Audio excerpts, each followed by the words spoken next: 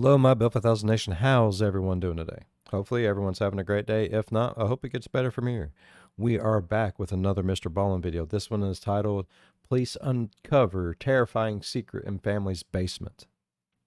I'm excited to get into today's story. If you guys are excited as I am, go ahead, turn them lights down low, put on something comfy, cup with something special. Let's get terrified.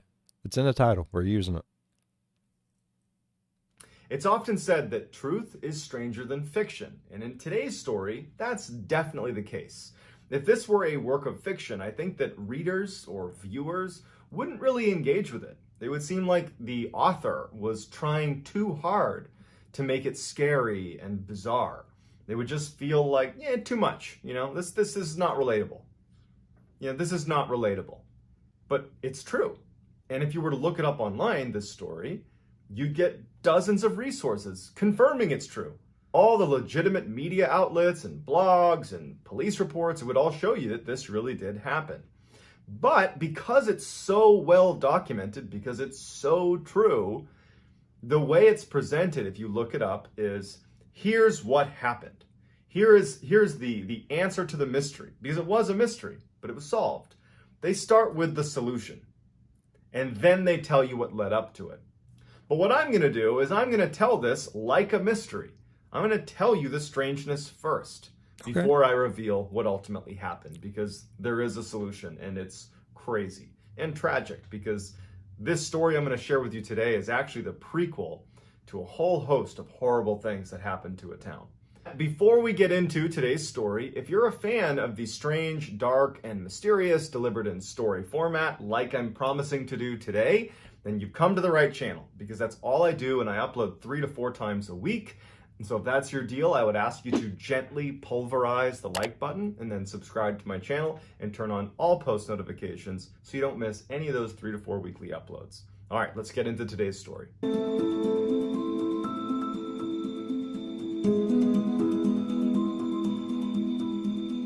In 1986, Annie and Jessica Andrews, who were teenage sisters, unfortunately lose their mother to cancer. Oh. It was a relatively abrupt death.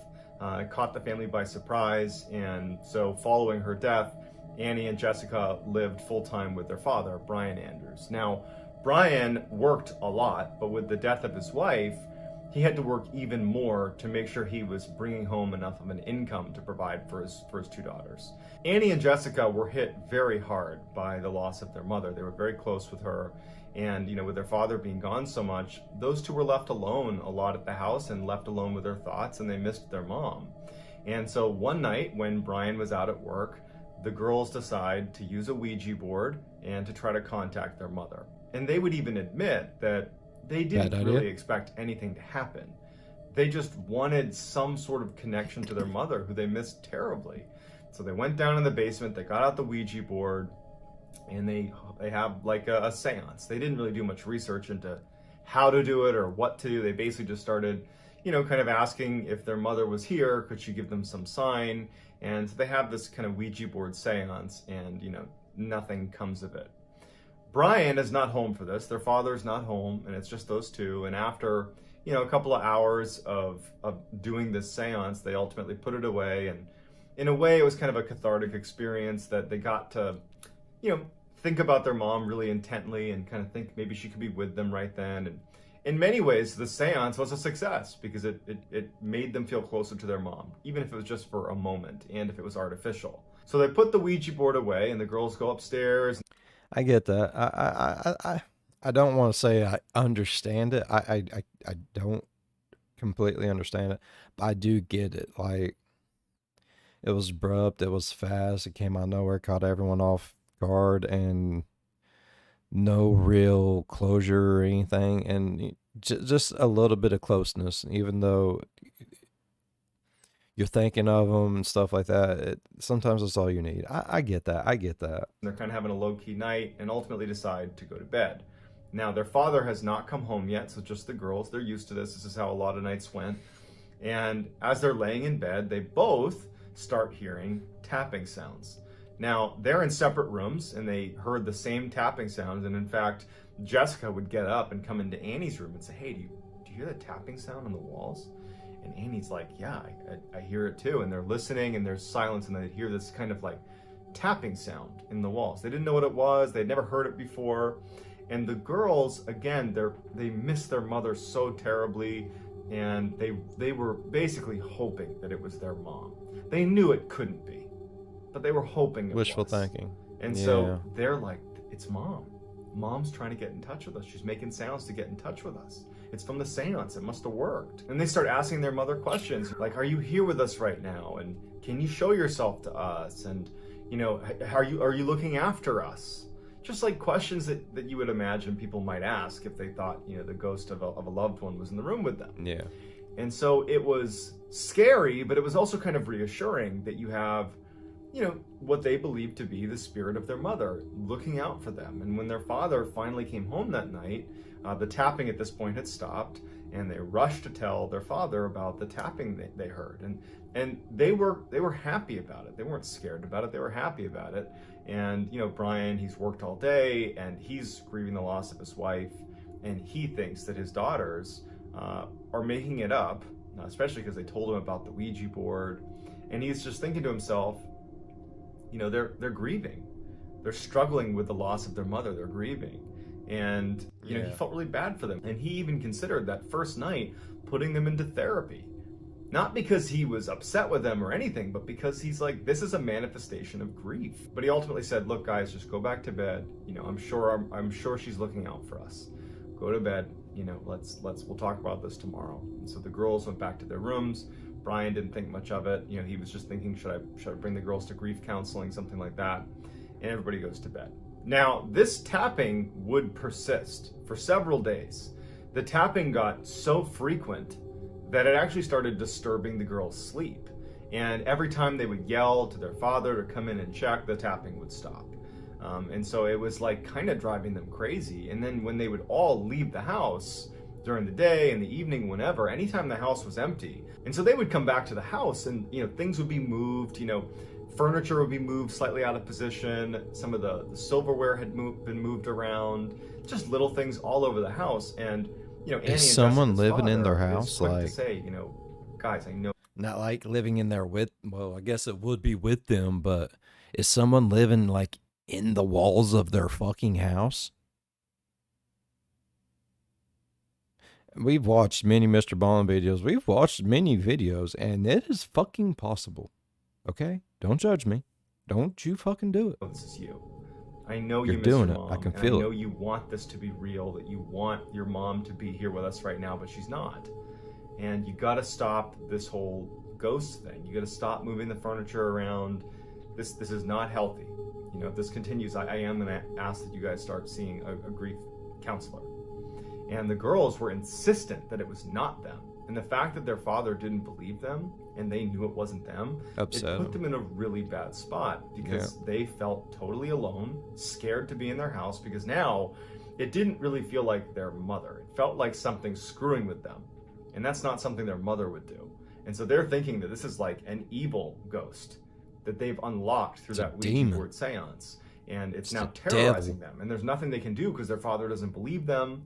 And it's just consistently happening. They don't know what to do. One evening in January of 1987, the girls were together in the front room of their house. Bro, he just lost his wife, the love of his life, more than likely. The child inside of him is dead. There's no going back from that. And they started hearing tapping sounds again. And so they hear this tapping sound not coming from the walls, but coming from the basement. And suddenly they feel, you know, some confidence, like they're going to go down and confront this thing. Because their father doesn't believe them, they don't know what to do, so they're just going to go face this thing head on. So they head right downstairs into the basement, and there's nothing. The tapping stops as soon as they're down there, and they can't find anything. As they turn to go back upstairs, feeling a little bit silly that they're going to go fight this ghost, they notice writing in red that says, "Come find me, I'm in your closet." And they're horrified. Because now this is like confirmation that this thing is screwing with them. It's not their mother. And it's now interacted outside of just tapping. It's actually writing on the walls. And so the girls run out of the house because this feels like a threat. They felt threatened by everything that was happening before, but it was But almost this like is the an writing actual on the threat. wall was a step over the line. This felt like a direct, intentional threat towards the girls. Kind of I'm pretty sure it is. absolutely taunting them and scaring them. So they run out of the house. Their father was not there, he was working. And so the girls ran next door to their neighbors and said, can we stay with you for a minute? Something weird's happening in our house. They began to get into the weird writing on the walls, but didn't really go into too much detail. And the neighbor said, we're just gonna wait for your father to come home before we do anything. And so the girls stay with the neighbor. Brian comes home. As soon as they see Brian pull in the driveway, they flag him down. He comes over to the neighbors. Neighbor pulls Brian aside and says, here's what happened. They came over here. The girls are hysterical, and they tell their dad that there's writing inside the house. And so Brian, his first reaction is, this is out of control now, guys. This is too much. He goes over, though, with them to the house, and he goes into the basement, and he sees the writing on the wall. And his thought is like, now you guys are, defacing our property to live out this kind of fantasy. And so this for him was The last straw. the line in the sand that they've now crossed. It's now getting totally unhealthy, and he ordered them to go see grief counseling. So that actually began at this point. Several weeks would go by with no tapping, no anything, just silence in the house. It was almost like whatever this was had stopped.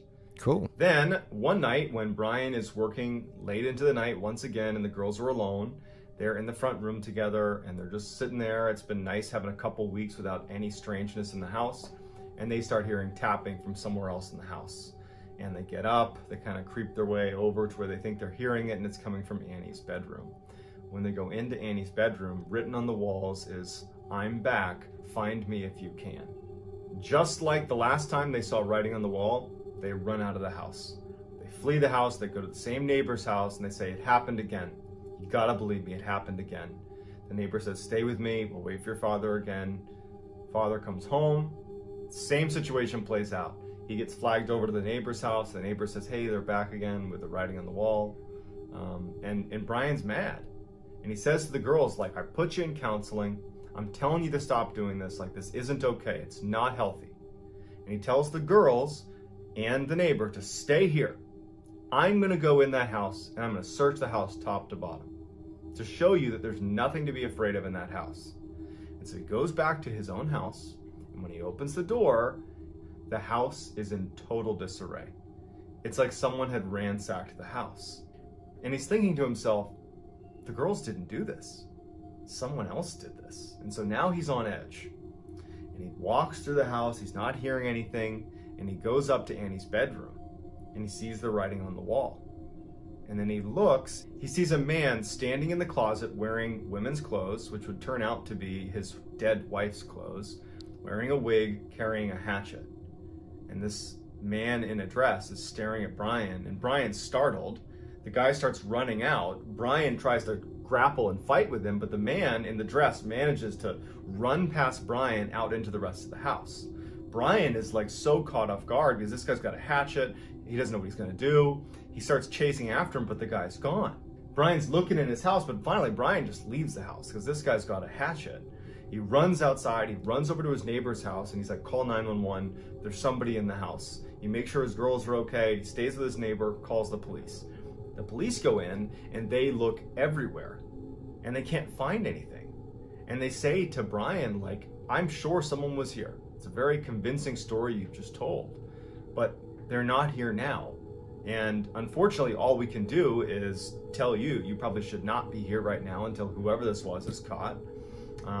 And you should stay with some relatives. We'll watch the house, I mean, we believe you. We can't find him, so we're going to go ahead and let you know we wouldn't go back in there if we was you. Like, you're probably going to die. But we can't do shit. Don't you just love that? See if anybody else comes back, but there's not much we can do.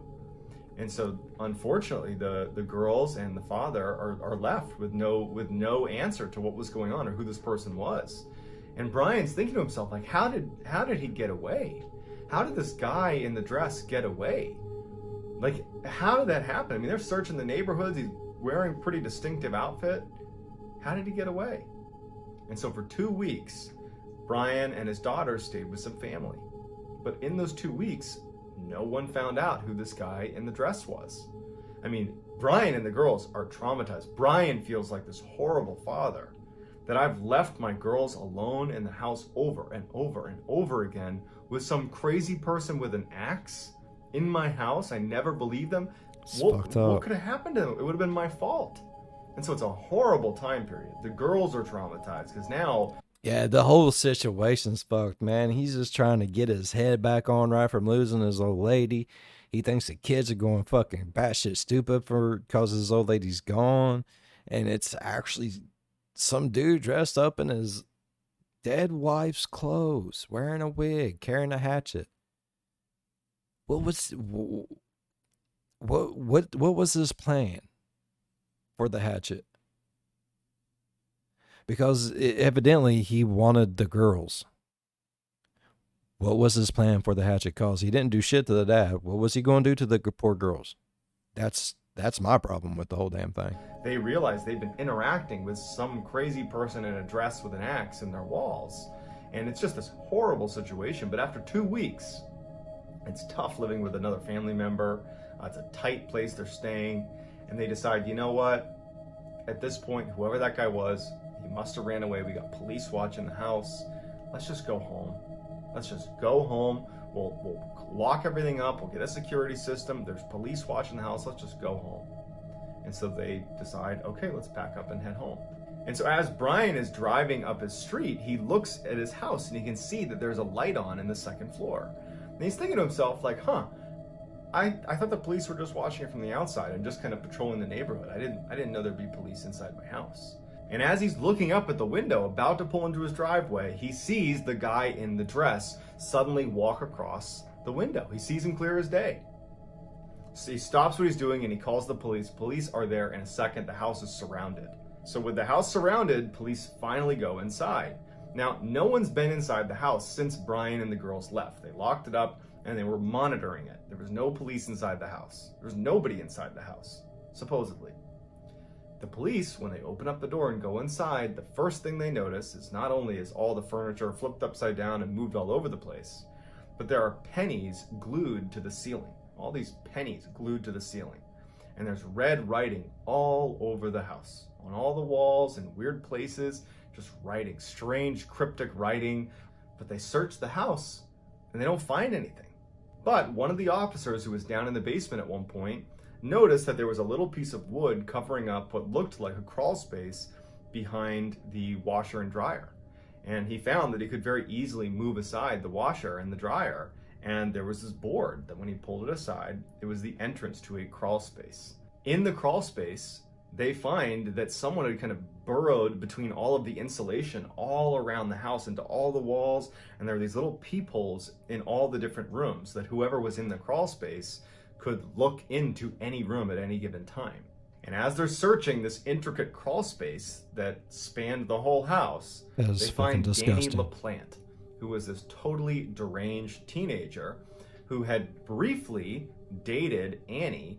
Annie had broken it off with him, and so he had snuck into their house and had been living in their walls, listening to their conversations, had heard about Annie's mother passing away and had kind of adopted this "I'm gonna pretend to be your dead mother" routine, and had been writing in ketchup on the walls and tapping it. He had watched them do the seance, and so he had all this stuff to work with to really spook them. Piece of shit. Sneaking out and moving furniture around and sneaking back into the walls for months.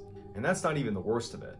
Danny Laplante, after he was brought out of the crawl space, was arrested and then put into a juvenile detention center. And then when he got out of the detention center, later in 1987, for reasons that no one understands, I don't even think Danny understands, he broke into someone's house and murdered almost an entire family in cold blood. I don't know about you guys, but the idea of somebody living in my walls for 2 months, doing anything, scares the shit out of me. Being Danny Laplante, the psychopath that he was. But what really trips me out is when the police went in that second turn, when they had the house surrounded, and they find pennies glued to the ceiling and writing on the wall, and then they find him in this intricate crawl space, like, that's straight out of a horror movie that wouldn't be scary because it's just too many weird elements. That's some Alfred Hitchcock shit right there, bruh. elements, but it happened. And I just think about the trauma that the Andrews family undoubtedly has suffered, not only the loss of their wife, their mother, Yes. but imagining what That could little have happened piece of to shit. them, because Danny would go on to murder almost an entire family. And it just as easily could have been them. And so I would imagine I'd be shocked if they ever got over it. That's a deep-seated trauma that, I can only hope that they were able to recover from. If you enjoyed this story and you want more, I did, and I do, sir. I really did enjoy that story. That was really amazing. I love getting into MrBallen's older videos. They are. I love them. I love the older ones.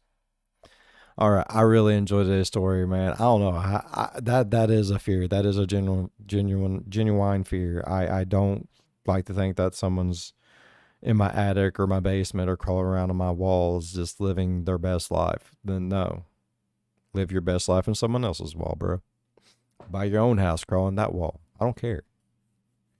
Oh, that makes me itchy, bro. Just thinking. Fuck that. All right. Like I said, I really did enjoy today's video. If y'all enjoyed today's video as much as I did, please go down there, hit that thumbs up. While you're down there, going over and smack that subscribe button. Become part of the Bill 5000 Nation. We do some crazy shit here, bro. And if you want to know when that crazy shit happens, ding that bell. It might work for you, it might not. If it does work for you, I'll know, because you'll be in the premiere. And you can talk to me in the live chat. I really enjoy talking with my peoples. And if you really want to help support the channel, link is in the description. Check out the store. Got some amazing merch. I drop new stuff all the time. Check it out. You can't tell me it's not some of the best out there unless you go see it for yourself. As always, be good to one another. I'll see you in the next one. Bye-bye. But why did he have to wear the dead wife's clothes? Like, man, the little fucker got a little too fucked for his own good.